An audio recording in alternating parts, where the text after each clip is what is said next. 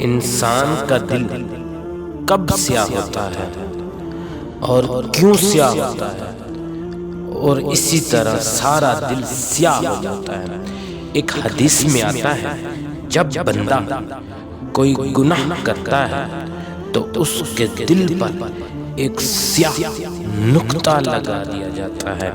جب وہ اس گناہ سے باز آ جاتا ہے اور توبہ استغفار کر لیتا ہے تو اس کا دل صاف ہو جاتا ہے، اور اگر وہ پھر گناہ کرتا ہے تو وہ نقطہ بڑھتا چلا جاتا ہے، اور یہاں تک کہ پورا دل سیاہ ہو جاتا ہے۔